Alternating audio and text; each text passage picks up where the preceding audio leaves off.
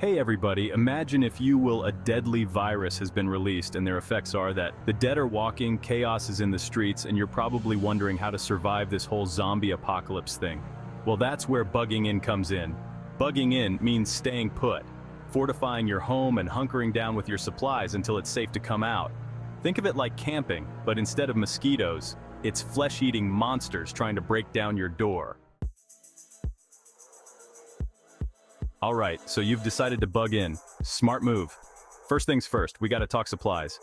And I don't mean just hoarding toilet paper. We're talking essentials that will keep you alive and kicking when the undead are knocking. Number one on the list, food. And no, I'm not talking about your stash of gummy bears. We need non-perishable foods. Think canned goods, rice, beans, protein bars, stuff that'll last a long time. And don't forget a can opener. There's nothing worse than being surrounded by cans of food you can't open. Next up, the elixir of life, water. You can go without food for a while, but water is crucial. Aim for at least 1 gallon per person per day. And don't just rely on your tap, because who knows how long that'll last. Grab some water filtration systems or purification tablets just in case. Now, let's talk medicine. A well-stocked first aid kit is a must. Bandages, antiseptics, pain relievers, you name it, you should have it. And don't forget any prescription medications you or your family members need. Finally, tools. A good multi-tool is like a survival Swiss Army knife. Okay, we've got our supplies. Now let's talk about turning your home into an impenetrable fortress of anti-zombie awesomeness. First up, windows. Those flimsy things won't stand a chance against a horde of hungry zombies. Board them up. Use plywood, metal sheeting, whatever you can get your hands on. And make sure to reinforce those doors too. Extra locks, deadbolts, maybe even a barricade or two wouldn't hurt. Remember, zombies are attracted to sound, so keep it down. No blasting death metal to scare them off. Trust me, it'll just attract more. And light, keep it to a minimum. You don't want to be a beacon for every brain-hungry monster in the neighborhood. Now, let's talk escape routes. It's always good to have a backup plan. Knowing your escape routes could be the difference between life and death, or undeath, as the case may be. So the world's gone to hell in a handbasket, and you're stuck inside with nothing but your thoughts and a dwindling supply of beef jerky. Don't panic. Freaking out is like offering yourself up as a zombie buffet. We need to stay calm and collected if we're gonna survive this. First things first, establish a routine. It'll keep you sane and give you a sense of normalcy in all this craziness. Wake up, eat, exercise, work on your zombie slaying skills. You know, the usual. Next, stay organized. Chaos is a zombie's best friend. Keep your supplies in order, designate areas for specific tasks, and label everything. The Hunger Games, food, and water math. Don't worry, no algebra. All right, let's talk about everyone's favorite subject, math. Don't worry, this won't be as painful as high school calculus. We're just figuring out how much food and water you need to survive the zombie apocalypse. The rule of thumb is 1 gallon of water per person per day. That's for drinking, cooking, and even a little zombie blood splatter removal. Food's a bit trickier. Aim for at least 2,000 calories per person per day. Mix it up, a little bit of chocolate never hurt anyone, except maybe a zombie with a chocolate allergy. Chapter 5, Rookie Mistakes. Don't be that survivor. Congratulations, you've made it past the initial outbreak, but don't get cocky. Even the most prepared survivors can make mistakes. Let's talk about some common bug-in blunders so you can avoid becoming zombie chow. First up, neglecting security. It's easy to get complacent when you haven't seen a zombie in a few days. But remember, those flesh-hungry fiends are always lurking. Regularly check your defenses, reinforce weak points, and never let your guard down. Next, overstocking perishables. Sure, fresh fruit and veggies are great for about a week, then they turn into a science experiment gone wrong. Chapter 6, Pantry Pirates, keeping your food safe from zombies and yourself. So you've got your stockpile of survival snacks, but now you need to keep them safe. And I'm not just talking about hungry zombies trying to break in for a midnight snack. We need to talk about proper food storage. Airtight containers are your best friend. They keep out moisture, pests, and those pesky zombie spores that turn your food into sentient mold. Invest in a variety of sizes and label them clearly. Rotation is key. Use the FIFO method, first in, first out. This ensures that you're always eating the oldest food first and preventing waste. Store your food in a cool, dry place, away from direct sunlight and heat sources. Okay, you've got your food, your water, your zombie-proof fortress. But there are a few more things you'll need to survive the apocalypse in relative comfort. Think of it as packing for a camping trip, if the campsite was overrun by brain-eating monsters. First up, light. When the power goes out, and it will, you'll be glad you have more than just your phone's flashlight. Stock up on flashlights, headlamps, lanterns, and plenty of batteries. Candles are good too. Just be careful not to burn down your zombie-proof fortress. Next, hygiene. Soap, shampoo, toothpaste, toilet paper, hand sanitizer.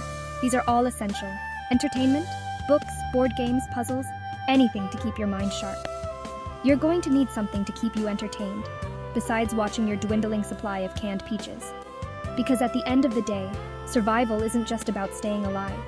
It's about staying human. Okay, let's talk about the elephant in the room. Or rather, the elephant in the bunker when the toilets stop working. Sanitation. It's not glamorous, but hey, neither is fighting off hordes of the undead. First rule of apocalypse sanitation: conserve water. If your toilets are still working, great, but don't go flushing every time you use the bathroom. If it's yellow, let it mellow. If it's brown, flush it down is the motto of the day. Next, waste disposal. Garbage bags are your new best friend. Double bag everything, tie it tight, and store it in a designated area outside your living space. And whatever you do, don't attract pests.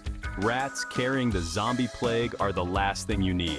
Wet wipes, hand sanitizer, and good old-fashioned soap and water are your allies in the fight against grime and germs. In a world gone mad, information is power. Knowing what's happening outside your boarded-up windows could be the difference between life and undeath. So, how do you stay connected when the internet's down and your phone's nothing but a very expensive paperweight? First up, a good old-fashioned radio. A battery-powered or hand-crank weather radio will keep you updated on any emergency broadcasts or weather reports. Because, let's face it, a hurricane on top of a zombie apocalypse would just be adding insult to injury. Next, emergency apps. Download them now, while you still have cell service. These apps can provide offline maps, first aid tips, and even emergency contact information. They're like having a survival guide right in your pocket, assuming you haven't traded your phone for a can of beans. Establish visual signals with your neighbors, like flags or lights. This way you can share information and warnings without detracting unwanted attention. All right, let's face it. The power grid is about as reliable as a zombie's promise to only eat your brains and not your heart. So what do you do when the lights go out and you're left in the dark with the zombies? First up, alternative power sources. A generator can be a lifesaver. Just make sure you have enough fuel to keep it running. And for a more eco-friendly option, consider solar chargers. They're great for powering small devices and they don't require any gasoline, which will be more valuable than gold in the zombie apocalypse. Turn off lights when you leave a room, unplug appliances you're not using, and embrace the darkness. A fireplace, a wood-burning stove, or even a well-controlled campfire can provide warmth, light, and a way to cook your food. So you've got your supplies, your fortress, and your power situation sorted, but surviving the zombie apocalypse is about more than just hunkering down and hoping for the best. You need skills. And I'm not talking about your ability to binge watch an entire season of your favorite show in one sitting. First aid. Knowing how to patch up a wound or treat a fever could save your life, or the life of someone you care about. Basic repairs. Learn some basic plumbing, electrical, and carpentry skills. Self-defense. You need to be able to defend yourself against the undead, and maybe even the living, depending on how desperate things get. Learn how to handle a weapon, practice your zombie slaying skills, and maybe take a self-defense class or two. Because at the end of the day, survival isn't just about staying alive. It's about staying human. You've fortified your home, gathered supplies, and honed your survival skills. But sometimes bugging in isn't enough. Sometimes the situation becomes too dangerous and you need to bug out. But how do you know when it's time to abandon your safe haven and brave the zombie-infested wasteland? First, dwindling supplies. You can only ration your food and water for so long. If your supplies are running low and there's no sign of replenishing them, it might be time to move on. But remember, scavenging for supplies is dangerous. Be prepared for anything. Next, increased zombie activity. If the undead horde outside your door is getting bigger, louder, and more persistent, it might be a sign that your location is compromised. Time to pack your bags and find a new, less zombie-infested neighborhood, if you can find one. So there you have it. Everything you need to know to survive the zombie apocalypse. Or at least the first few weeks. Remember, the key is to stay calm, stay informed, and stay one step ahead of the undead. And most importantly, don't forget to have fun. Okay, maybe fun isn't the right word, but try to find moments of joy and laughter amidst the chaos. Because at the end of the day, survival isn't just about staying alive, it's about staying human.